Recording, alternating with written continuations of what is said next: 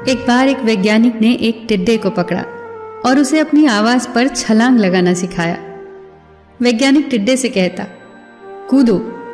टिड्डा उसकी आवाज सुनते ही जोर से छलांग लगा देता। अब वो वैज्ञानिक था तो प्रयोग करना तो बनता ही था। उन्होंने टिड्डे की छलांग पर प्रयोग किया। वैज्ञानिक ने उसकी एक टांग तोड़ दी और फिर बोला, कूदो। अब टिड्डे की छलांग की दूरी कम हो गई। वैज्ञानिक ने उसकी दूसरी टांग तोड़ दी और फिर बोला, कूदो।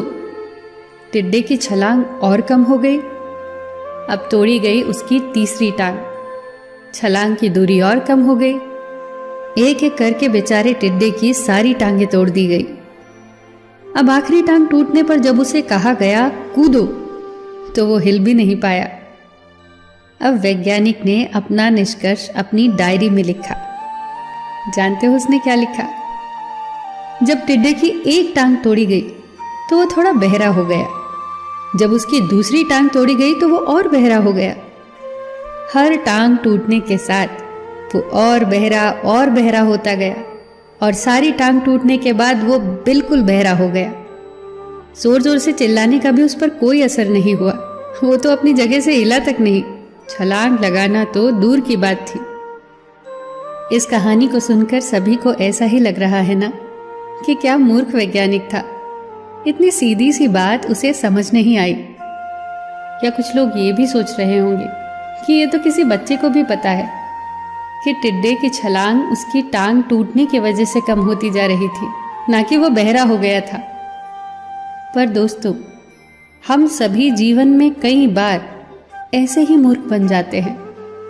कई बार जीवन में दो घटनाएं एक साथ ऐसे घटती हैं कि उनका एक दूसरे से कोई संबंध होता ही नहीं, फिर भी ऐसा लगता है कि गहरा संबंध है।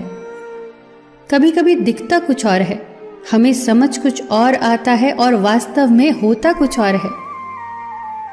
इसीलिए अगर पछताना नहीं है तो जीवन में जल्दबाजी में कोई निर्णय न ले। हमेशा समझबूझ का इस्तेमाल करें, सावधानी बरतें, नतीजे सोच विचार कर ही निकालें। दोस्तों, आपको ये छोटी छोटी कहानियाँ और उनकी सीख कैसी लग रही है, हमें कमेंट सेक्शन में ज़रूर बताइएगा। आप अपने सुझाव भी लिखिए जिससे हम और बेहतर करने की कोशिश करें। फिर मिलेंगे दोस्तों अगली वीडियो के साथ। तब तक के लिए अपना ख्याल रखना और हमेशा मुस्कुराते रहना।